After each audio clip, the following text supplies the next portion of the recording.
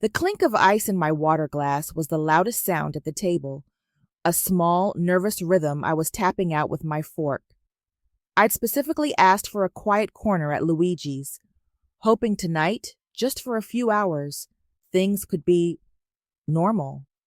Or at least, not the dumpster fire my life had become over the past 6 months. My name is Layla, by the way, and this, believe it or not, was supposed to be my 27th birthday dinner. A quiet one. Just me, Mom, and Dad. That was the plan.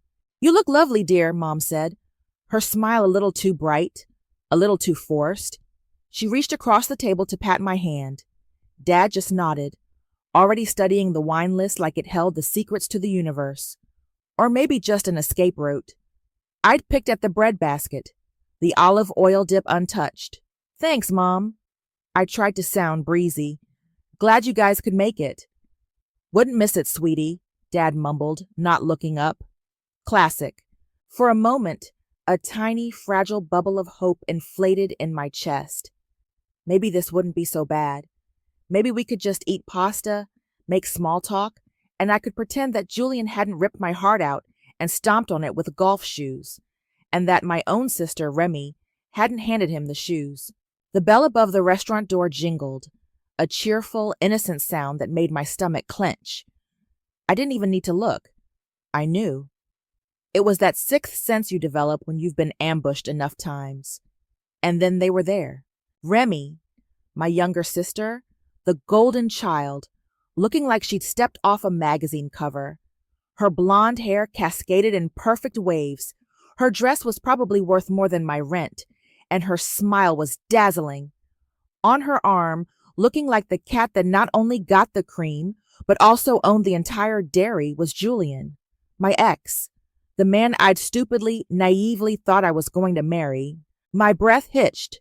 The breadstick I'd been about to risk snapped in my fingers. They paused dramatically at the entrance, Remy scanning the room until her eyes landed on our table. Her smile widened, if that was even possible. Julian, damn him, looked smooth, confident, his hand possessively on the small of Remy's back. "Oh, look who it is," Mom chirped, her voice practically vibrating with delight. She waved them over, completely oblivious to the fact that my face had probably gone the color of the cheap tablecloth. Dad finally looked up, a flicker of something. Surprise? Annoyance?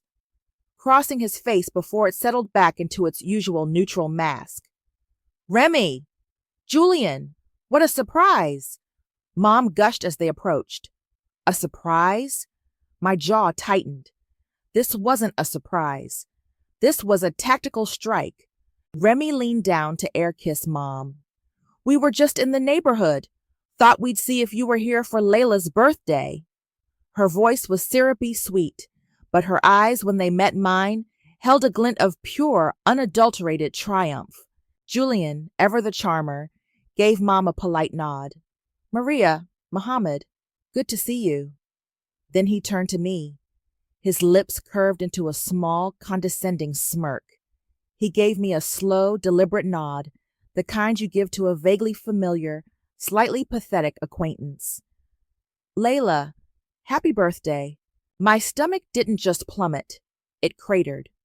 The air in my lungs seemed to turn to cement. This wasn't just an ambush. It was a victory lap. They weren't just here.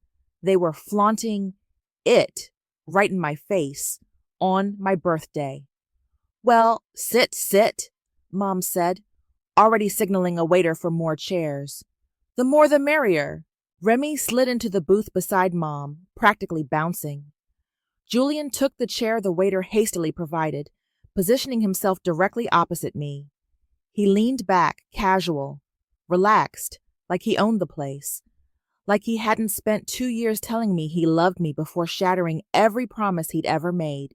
I could feel the heat rising in my cheeks, the familiar burn of humiliation and a fresh, potent surge of anger.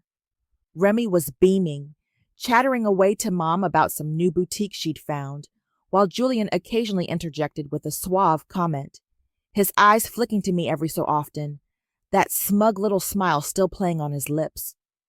My parents, bless their conflict-avoidant hearts, were lapping it up, acting as if this was the most natural thing in the world, as if the man who broke their older daughter's heart wasn't sitting here, bold as brass, with their younger daughter practically draped over him. The waiter arrived to take drink orders. Remy ordered champagne. To celebrate, she trilled, giving Julian a doe-eyed look. Celebrate what? I wanted to scream. The systematic destruction of my emotional well-being. I stared at the water pooling at the bottom of my glass from the condensation. My quiet birthday dinner. My one night of hoped-for peace. It was already a nightmare, and the main course hadn't even arrived. Julian caught my eye again. That nod. That goddamn condescending nod. Remy, oblivious or, more likely, pointedly ignoring my rigid posture and clenched fists, just kept smiling, her happiness a blinding, offensive spotlight. I knew, with a certainty that chilled me to the bone, that this was only the beginning. They hadn't come to wish me a happy birthday. They'd come to rub my nose in it. And I had a horrible feeling they had something much bigger planned than just crashing my dinner. The champagne arrived with a flourish. Julian made a show of inspecting the label before nodding his approval to the waiter.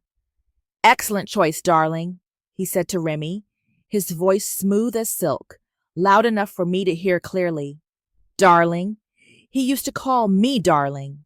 I took a large gulp of my water, the ice clinking violently against the glass. "Only the best for a special occasion," Remy chirped, her eyes sparkling. She leaned into Julian, her hand resting on his arm. He covered it with his own, giving her fingers a little squeeze. It was a performance, every gesture calculated, every glance designed to be seen. Mom was beaming. "Oh, this is just lovely, so spontaneous." "We do try," Julian said, a faint smile playing on his lips as he looked at Remy. Then his gaze flicked to me, just for a second, before returning to my sister. It was enough. That look said, "See? See what you lost? See who chose me?" The appetizers arrived, calamari, bruschetta, things I usually loved. Tonight, the thought of eating made my stomach churn. Dad tried to engage me in conversation about a new client at his firm, something about zoning permits, but my responses were monosyllabic. How could he act like this was normal? How could either of them? "Layla, you're quiet tonight," Mom observed, her brow furrowing slightly. "Are you feeling all right, dear?" "Peachy," I muttered, pushing a piece of calamari around my plate with my fork. Remy giggled. "Oh, Layla's always a bit quiet. She's the introspective one, aren't you, sis?" She didn't wait for an answer, turning back to Julian.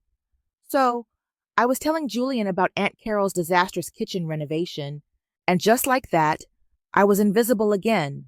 Or worse, an inconvenient piece of furniture they had to occasionally acknowledge. The conversation flowed around me, a bubbly, cheerful stream of anecdotes and laughter, mostly from Remy, punctuated by Julian's charming interjections and Mom's enthusiastic responses. Dad chimed in occasionally, but mostly he just ate, a man determined to get through the meal. I watched them. Julian would lean in to whisper something in Remy's ear, and she'd laugh, tilting her head back, her hand fluttering to his cheek. He'd gaze at her with an expression of such adoration it would have been convincing if I hadn't seen that exact same look directed at me 1,000 times. It was like watching a horror movie where I was the only one who knew the monster was real. The main courses came and went. I think I ordered the lasagna. I poked at it. My appetite had completely vanished. The knot in my stomach had tightened into a cold, hard fist. Then, just as the waiter was clearing the plates, Remy picked up her champagne flute.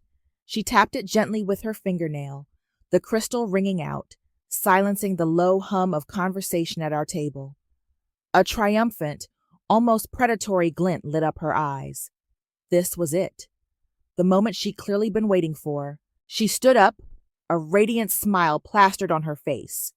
Julian rose with her, his arm snaking around her waist, pulling her close. He looked every bit the proud, devoted partner.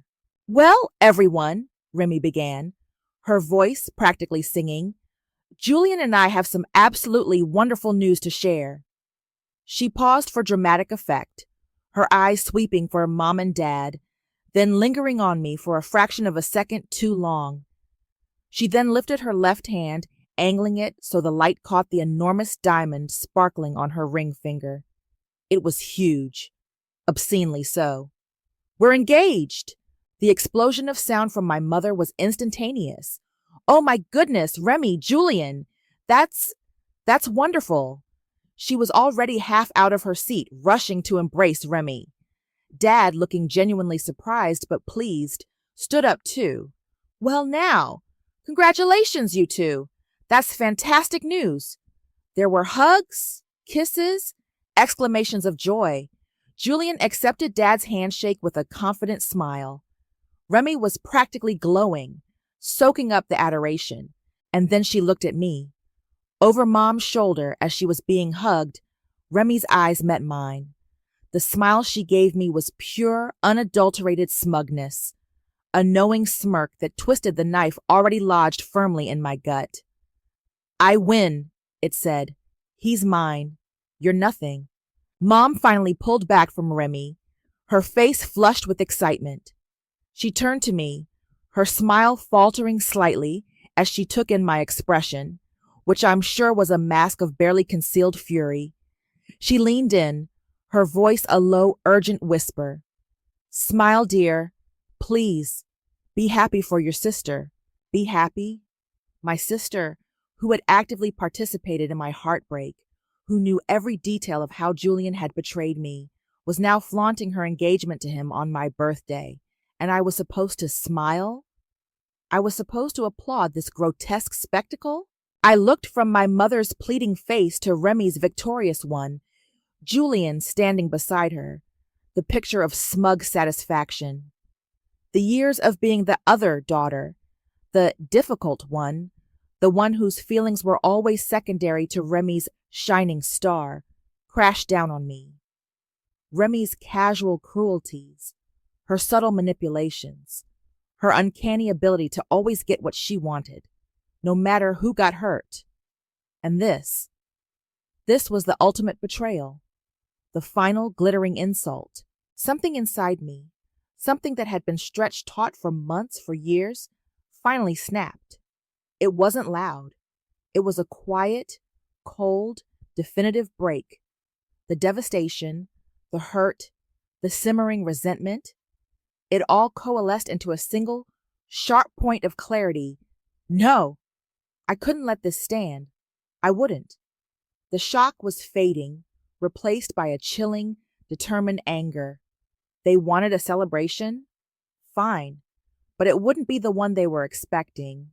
I took a slow, deliberate breath, letting it out just as slowly. A small, almost imperceptible smile touched my lips. It wasn't a happy smile.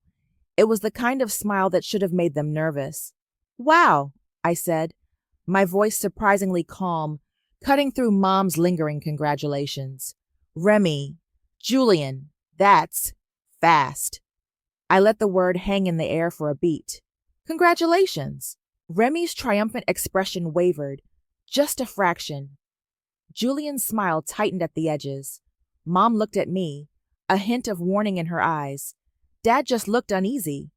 "Well, you know," Remy trilled, recovering quickly. "When you know, you know." She squeezed Julian's arm. "I suppose," I said, still with that dangerous little smile. "Speaking of fast, Julian, it's truly amazing how quickly you managed to propose once Remy's trust fund became accessible this month." I paused, letting that sink in, watching their faces. "Quite a coincidence. That urgent business investment opportunity you suddenly needed, right? The one that required a rather substantial immediate cash injection?" The color drained from Remy's face. Her hand, the one with the enormous diamond, froze mid-air where she'd been admiring it. Julian looked like I'd slapped him. His charming facade cracked, revealing a flicker of pure, unadulterated panic. "Layla, Mom hissed, her voice sharp. What on earth are you talking about?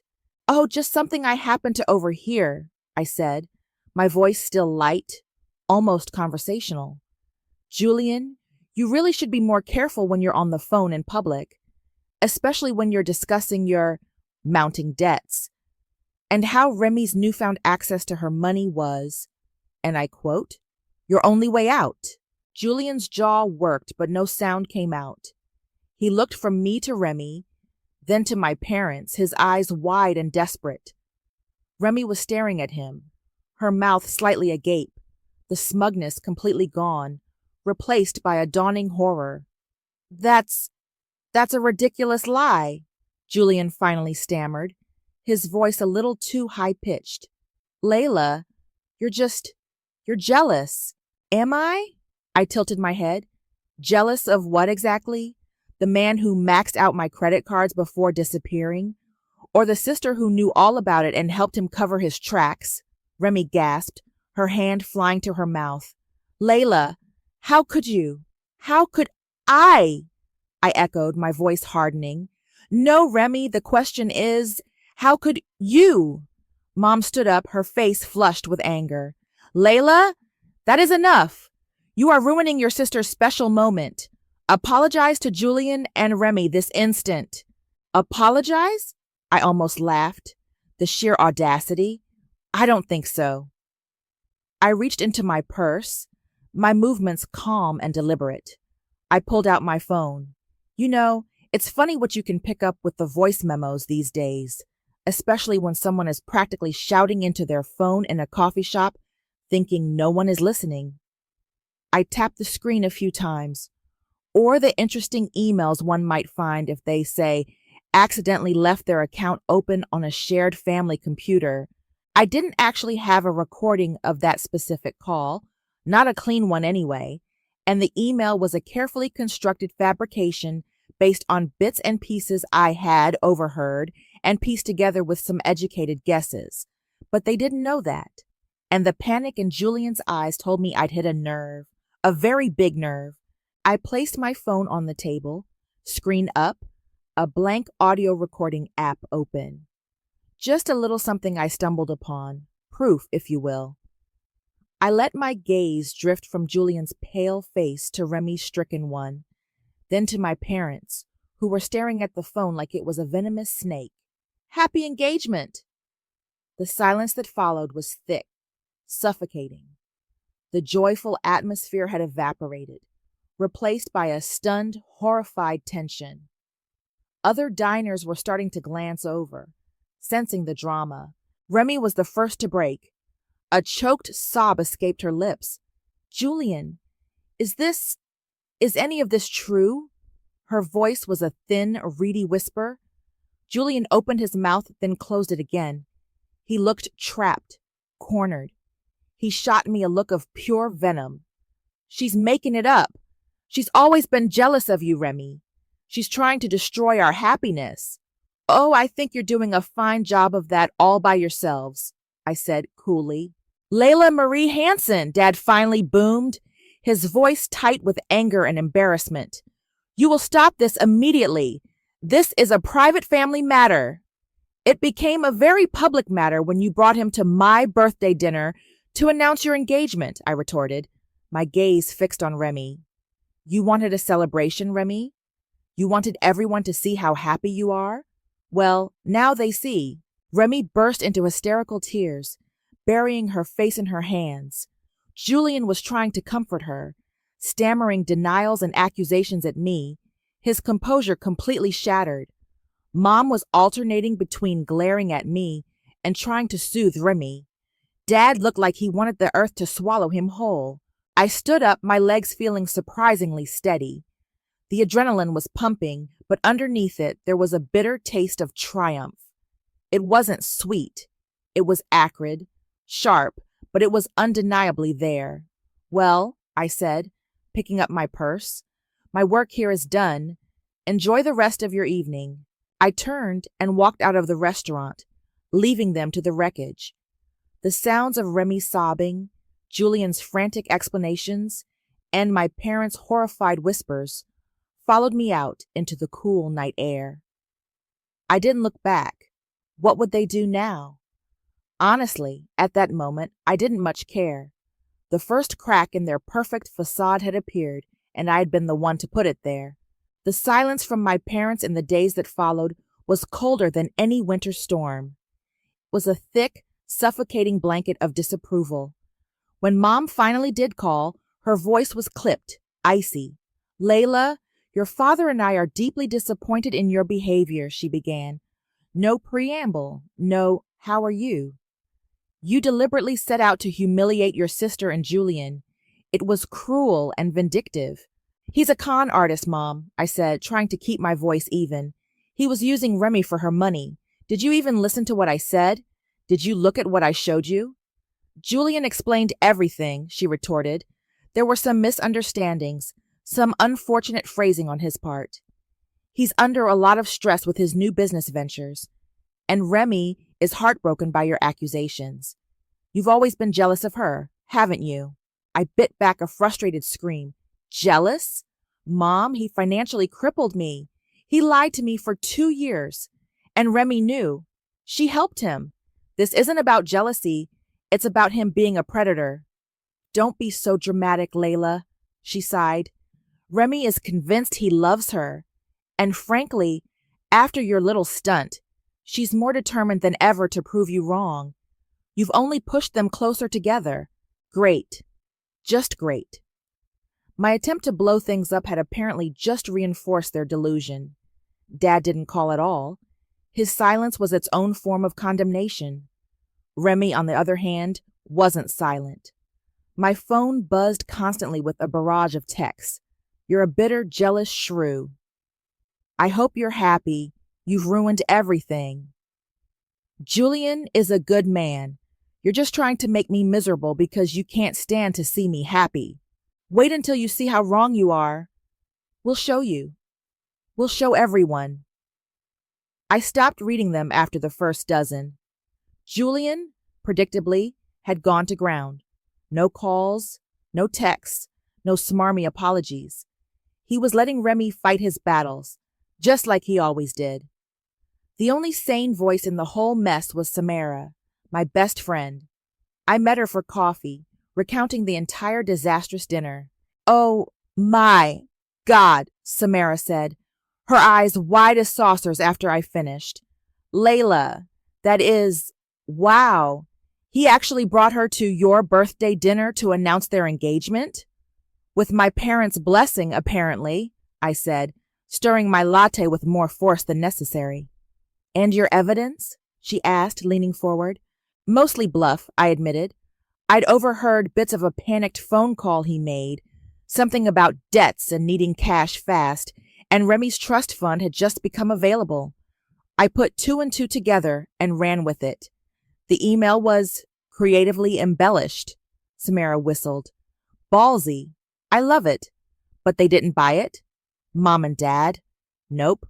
They're in full protect Remy at all costs mode. They think I'm the villain." "Of course they do," Samra said, rolling her eyes. "Remy can do no wrong. But Layla, what if you're right? What if he really is just after her money?" "I know." "I'm right, Sam," I said, a cold certainty settling in. "The way he looked when I mentioned the debts, that was real fear. There's more to this. I can feel it." The initial, somewhat chaotic satisfaction of that dinner confrontation was fading, replaced by a grim resolve. If my family wouldn't see the truth, I'd have to find a way to make it undeniable. And a part of me, a very angry part, wanted to see Julian Stanley truly pay for what he'd done to me, and what he was now doing to my sister, however willingly she was participating. "So what are you going to do?" Samra asked, her expression supportive. "I'm going to dig," I said.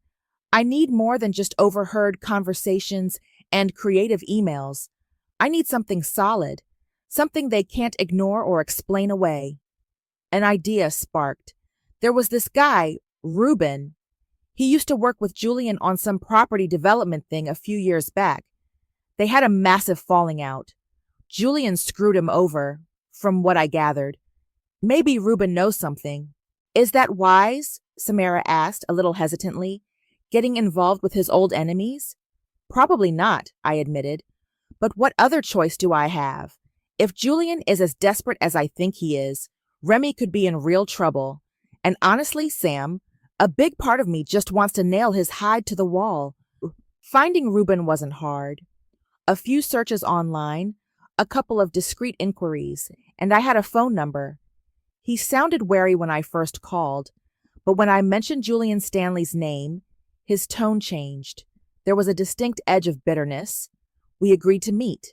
Reuben was older, maybe late 40s, with tired eyes and a cynical twist to his mouth. We met in a noisy diner, the kind where no one pays attention to hushed conversations. Julian Stanley, Reuben said, shaking his head after I explained, very carefully, why I was asking about him. Yeah, I know the leech. Cost me a fortune, that charmer. I think he's trying to con my sister, I said. She just came into some money, and he proposed almost immediately. I know he's in financial trouble. Reuben let out a harsh laugh. Financial trouble is Julian's middle name, but it's worse than you think, kid. He leaned in, his voice dropping. He didn't just lose money on bad investments. He has a habit of misplacing other people's money. Small-time stuff, mostly. Never enough to bring the major heat down, just enough to ruin a few trusting souls. He paused, then delivered the bombshell. But lately, he got in deep, real deep. Borrowed from the wrong people. Loan sharks. The kind who don't send polite reminder notices. My blood ran cold. Loan sharks? He owes them a lot, Reuben continued, his eyes grim. And they're not patient. That trust fund your sister has, it's not just for a fancy wedding or a new condo. It's to save his skin. Literally. Loan sharks. The words echoed in my head long after I left the diner. This wasn't just about Julian being a sleazy opportunist anymore. This was dangerous. Reuben had painted a grim picture. Julian, desperate and cornered, owing a significant amount to people who wouldn't hesitate to use violence to collect. And Remy's trust fund was their target. He promised them a big chunk of it, Reuben had said, stirring his coffee with a grimace. Told them it was a sure thing. If he doesn't deliver, well, I wouldn't want to be in his shoes, or anyone too close to him. A chill went down my spine. My initial desire for revenge, for exposing Julian, was still there, burning strong, but now a new, unwelcome emotion flickered, a sliver of concern. Not for Julian, God no, but for Remy. As much as she'd hurt me, as much as I loathed her current choices, she was still my sister. The thought of her getting caught in the crossfire with actual criminals was terrifying. And what about Mom and Dad? Their precious golden child tangled up with loan sharks? The scandal alone would destroy them. I spent the next few days trying to process this new information, trying to figure out my next move. The evidence I thrown at them at the restaurant felt flimsy now, almost childish, compared to the reality Reuben had described. Then my phone rang. An unknown number. I almost ignored it, but something made me answer. Layla? The voice was small, choked with tears. It took me a second to recognize it. Remy? I need to talk to you, she sniffled. Can we meet? I was stunned. Remy calling me? Willingly? What's wrong? I asked, my guard instantly up. Just, please, Layla. Coffee? Tomorrow? Her voice was laced with a desperation I hadn't heard since she was a teenager and had crashed Dad's car. We met at a neutral cafe, halfway between our apartments. Remy looked awful. Her eyes were red-rimmed and puffy. Her usually perfect hair was limp, and she was wearing sweats. The contrast to the radiant, diamond-flashing woman at my birthday dinner was stark. He told me everything, she blurted out as soon as our coffees arrived. Julian? I asked, surprised. She nodded, tears welling up again. He admitted he has some financial troubles, some debts.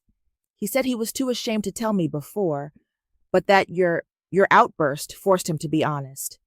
I waited, saying nothing. He said he made some bad business decisions, Remy continued, twisting a napkin in her hands. And yes, he was hoping my trust fund could help him get back on his feet. But he swore, Layla, he swore it wasn't just about the money. He loves me. He really does. He said I'm the only good thing in his life right now. I stared at her. Was she serious? Remy, did he tell you who he owes money to? She frowned. Some investors, he said. It's complicated business stuff. Why? Did he mention loan sharks, Remy? I asked, my voice flat. Her eyes widened slightly, then narrowed. Loan sharks? Don't be ridiculous, Layla. That's insane. He's not involved in anything like that. You're just trying to scare me, to make him look worse than he is. I'm not, I insisted. I spoke to someone who knows him, someone he used to work with. Julian is in serious trouble with some very dangerous people. This isn't just about bad business decisions, Remy. He's using you to save his own neck. Remy scoffed, a flash of her old arrogance returning. Oh, please. You're just exaggerating because you can't stand that he chose me. He loves me, and I can help him. I can save him. Isn't that what you do when you love someone? You stand by them? I wanted to shake her. Save him from what, Remy? From the consequences of his own actions? These aren't parking tickets we're talking about. These people play for keeps. You don't know him like I do, she cried, tears streaming down her face now. He's a good person deep down. He just made mistakes. And you're trying to ruin my only chance at happiness. Why are you so determined to destroy us? It was like talking to a brick wall. A very naive, very stubborn brick wall. She was so caught up in her romantic fantasy of being Julian's savior that she couldn't or wouldn't see the danger signs flashing neon red. She believed his lies, or wanted to believe them so desperately.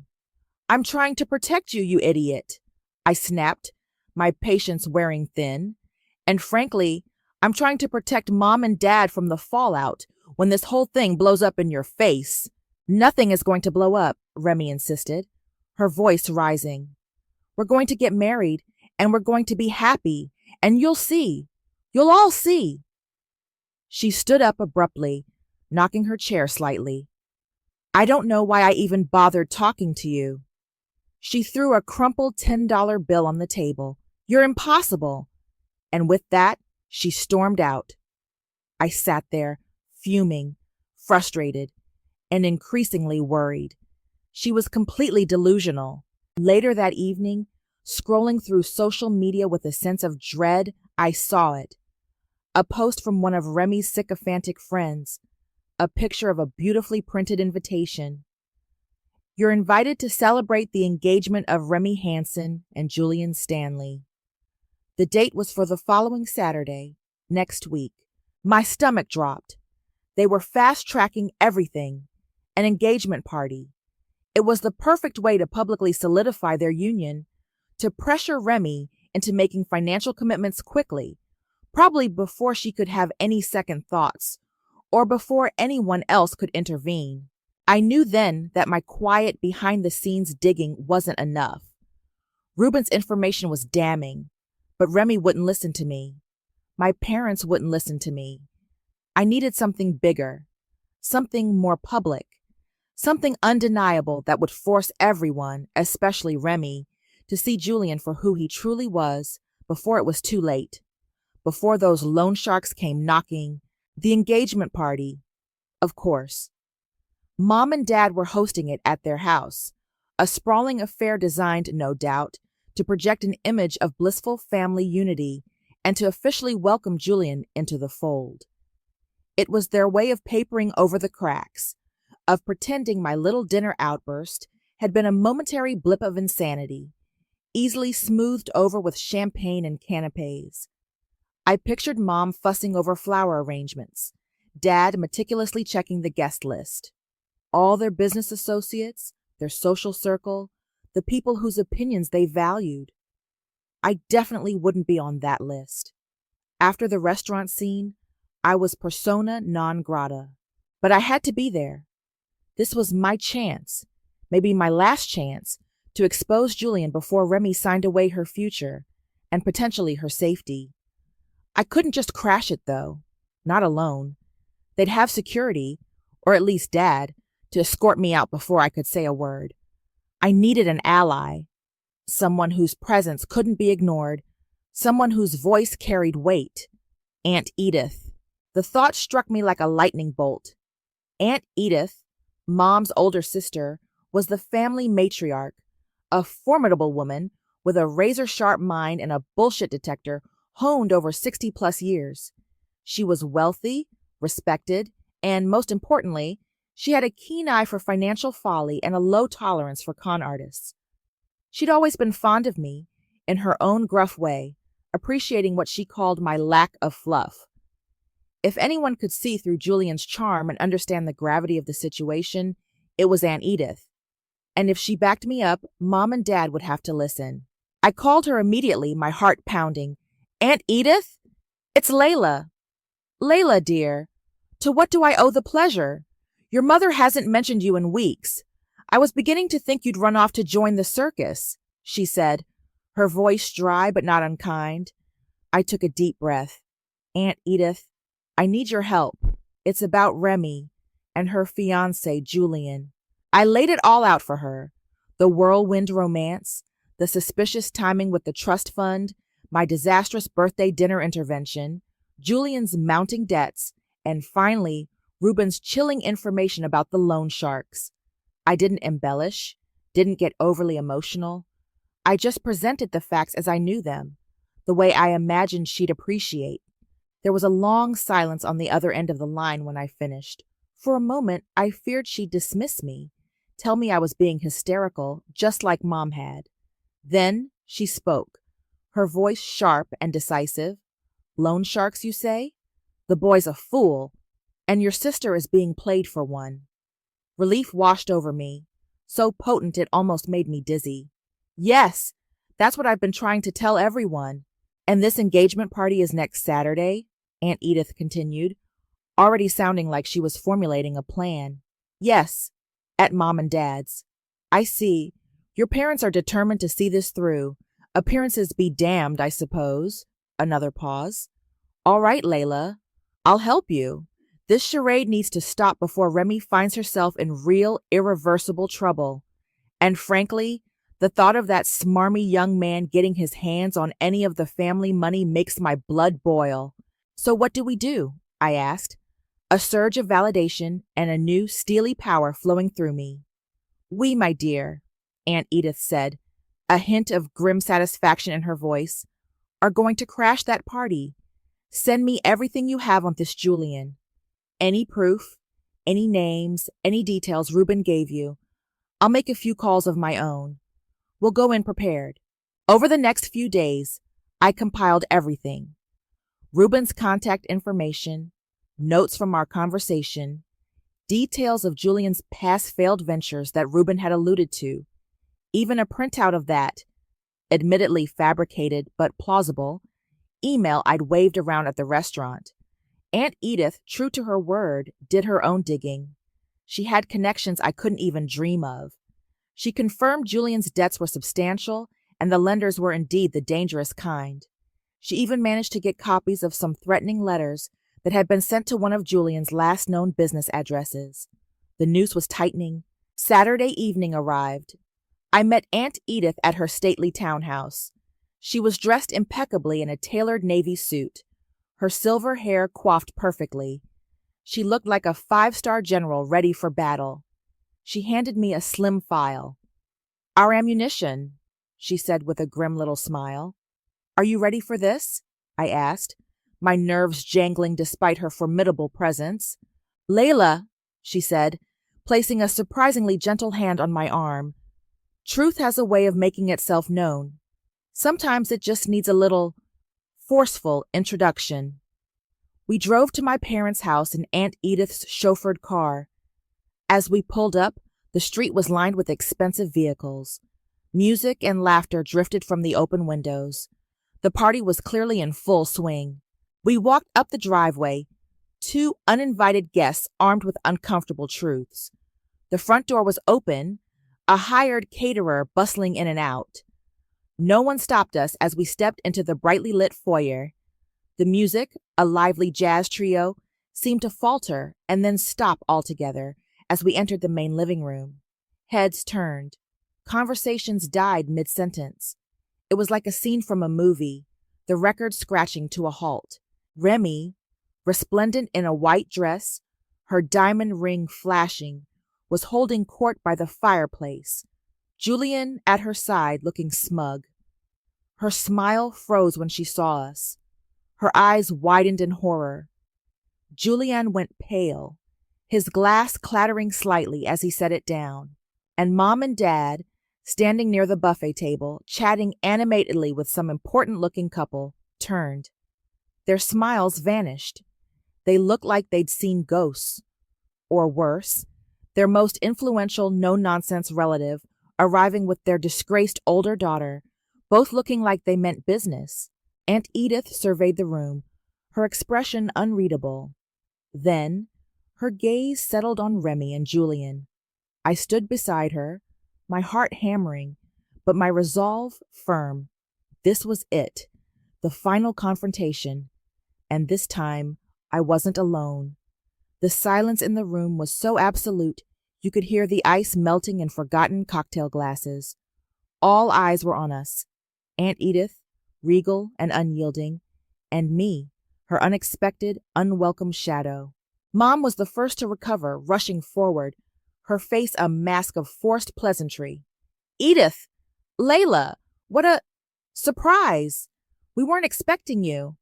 Her voice was a little too high, a little too brittle. "Clearly," Aunt Edith said, her tone cool and level. She didn't move to embrace Mom. "Maria, Mohammed, we need to talk about your future son-in-law." Her gaze flicked pointedly towards Julian, who looked like he was about to be physically ill. "Now, Edith, this really isn't the time or the place," Dad began, stepping forward, his expression a mixture of embarrassment and annoyance. "This is Remy and Julian's engagement party." "On the contrary, Mohammed," Aunt Edith stated, her voice cutting through the room, clear and authoritative. "This is precisely the time and the place, before your daughter makes an irretrievable mistake." She took a step further into the room, addressing the stunned guests. "My apologies for interrupting your celebration, everyone, but there are some rather urgent matters concerning Mr. Julian Stanley that need to be brought to light." A murmur rippled through the crowd. Remy looked like she wanted the floor to swallow her whole. She clutched Julian's arm, her knuckles white. "Aunt Edith, please," Remy whispered, her voice trembling. "Don't do this." Aunt Edith ignored her. She opened the slim file I'd seen earlier. "Julian Stanley," she began, her voice calm but carrying an undeniable weight of authority, "has presented himself as a successful businessman, a suitable match for my niece. Unfortunately, the reality is somewhat different." She then proceeded, methodically and without a trace of emotion, to lay out Julian's sordid financial history. She spoke of his failed ventures, which were, in fact, small-scale scams that had left a trail of disgruntled investors. She mentioned his current, rather dire, debt situation. And then she dropped the bombshell. Most alarmingly, Mr. Stanley is heavily indebted to certain unlicensed lenders, loan sharks to be precise, individuals who are not known for their patience or their leniency. Gasps rippled through the room. Mom looked faint. Dad's face was ashen. Aunt Edith didn't stop. She produced copies of documents, bank statements showing depleted accounts, threatening letters Reuben had helped her acquire, even a summarized testimony from Reuben himself detailing Julian's deceitful practices. She passed them to a few of the more prominent guests, including one of Dad's oldest business partners, who began to read them with a grim expression. Julian finally found his voice, a weak, stammering protest. This is slander. These are lies. Layla has poisoned you against me." He gestured wildly at me. She's bitter and jealous. Aunt Edith fixed him with an icy stare. Mr. Stanley, are you denying that you owe a substantial sum to individuals known for their aggressive collection tactics? Are you denying that you have a history of mismanaging investors' funds? Her questioning was sharp, relentless. Julian faltered, his eyes darting around the room like a trapped animal. It's complicated. Business is tough. There were misunderstandings. Remy, bless her deluded heart, tried to jump to his defense. He loves me, she cried, tears streaming down her face. This is all a misunderstanding. He wouldn't lie to me like that. We're in love. Her words sounded hollow, desperate, even to her own ears. Judging by the way her voice cracked. Love, my dear Remy, Aunt Edith said, her tone softening slightly but still firm, does not require you to bail out a man who has systematically deceived everyone around him, including, it seems, yourself. Then came the twist I hadn't anticipated. Julian, cornered and panicking, trying to salvage any shred of credibility, blurted out, Remy knows I've had some financial setbacks. She even helped me out. She gave me a loan from her savings because she believes in me. The room fell silent again. If possible, Mom and Dad looked even more horrified. Remy stared at Julian, her face a mask of betrayal. He hadn't just been exposed, he dragged her down with him, implicating her in his mess in front of everyone. Her loan was no longer a secret act of love. It was proof of her gullibility, her complicity. The party had officially imploded. Guests were whispering amongst themselves, some looking shocked, others with a kind of horrified fascination. I saw one of Dad's associates discreetly take out his phone, his expression grim. Calling the police? Perhaps? Remy finally broke. A raw, animalistic sob tore from her throat. Her fantasy world, her perfect engagement, her perfect man, all shattered, publicly, humiliatingly. She stumbled back, away from Julian, covering her face with her hands. Julian, seeing his last line of defense crumble, made a move towards the door. I need some air, he mumbled. But as he turned, two large, impassive men who had been lingering near the entrance, security Aunt Edith had discreetly arranged, I realized with a jolt, subtly blocked his path. He was trapped. And then, as if on cue, adding a final, chilling touch to the unfolding disaster, two shadowy figures appeared at the edge of the patio, visible through the French doors.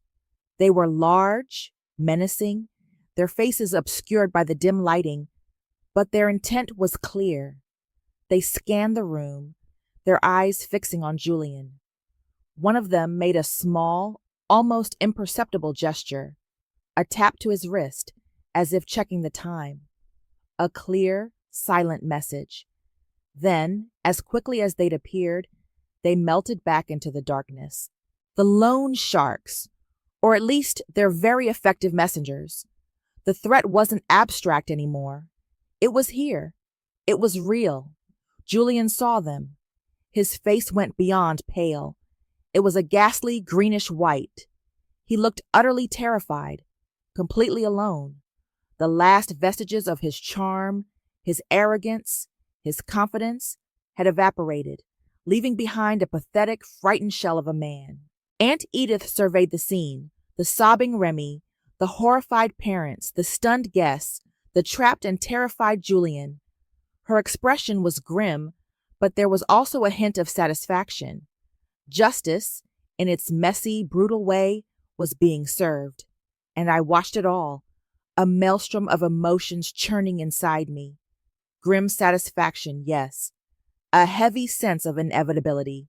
The acrid taste of revenge, fully realized.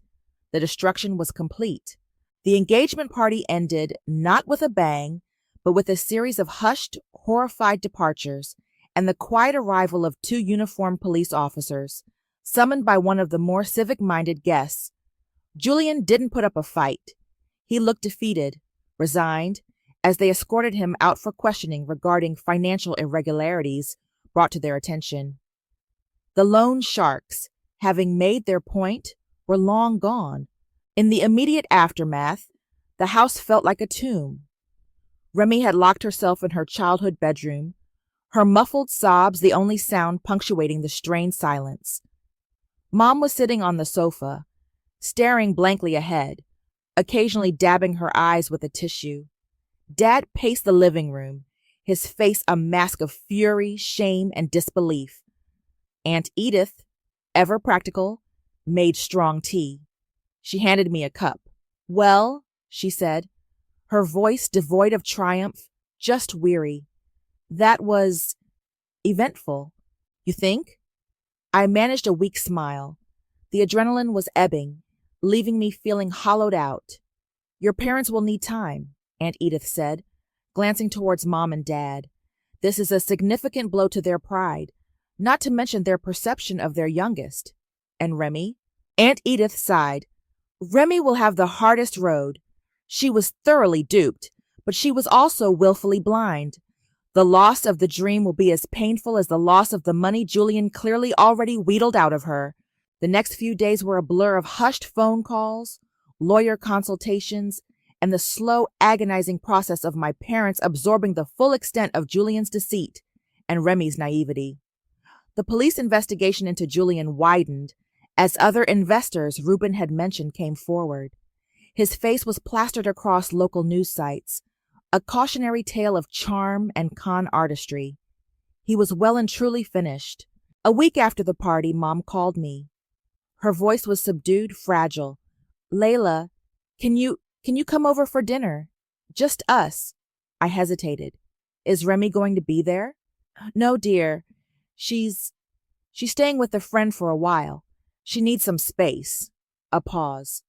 "We need to talk." The dinner was stilted, awkward. The elephant in the room, or rather, the ghost of Julian, loomed large. Dad, for once, did most of the talking. "We owe you an apology, Layla," he said, looking directly at me, his eyes filled with a weariness I'd never seen before. "We didn't listen. We didn't want to see." Mom nodded, tears welling in her eyes.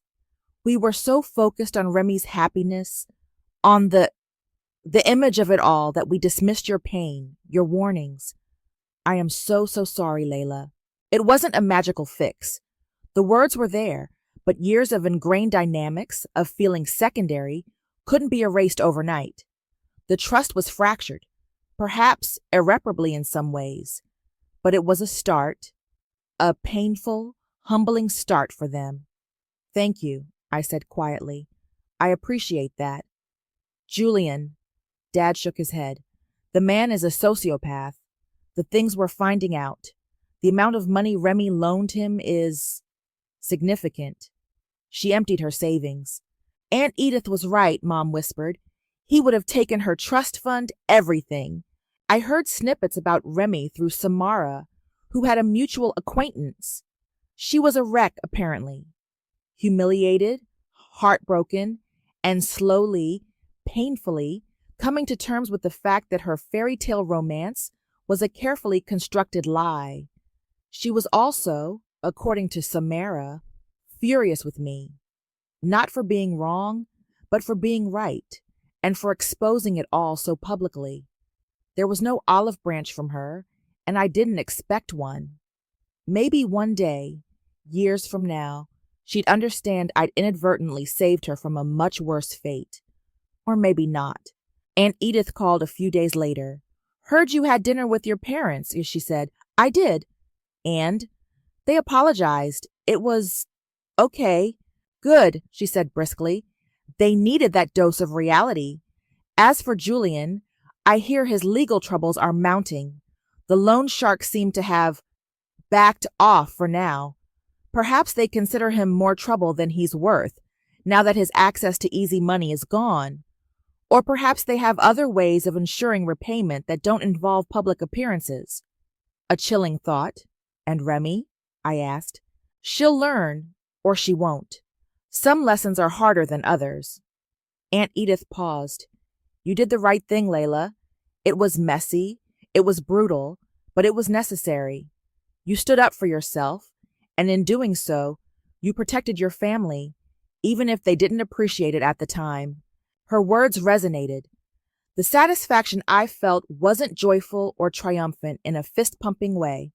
It was a quiet, somewhat cold satisfaction, the kind that comes from seeing a wrong righted, a predator stopped, the truth, however ugly, dragged into the light. My revenge was complete.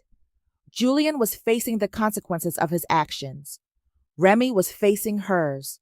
My parents were facing theirs. The cost had been the comfortable, if dysfunctional, illusion of our old family dynamic. But in its place, I'd found something else, a new strength, a harder edge, a profound respect for my own instincts and my own worth. I hadn't just saved my family from further ruin. I'd saved myself from being a perpetual victim of their denial and favoritism. Looking out my apartment window, I didn't see a future filled with rainbows and unicorns. Family dinners would likely be strained for a long time, if they happened at all with Remy. But I saw a future where I was in control, where I wouldn't be silenced, where I wouldn't be the bigger person at my own expense. The ashes of that disastrous engagement party had been bitter, but from them, I'd forged something new, something stronger. And no, I didn't regret a single thing.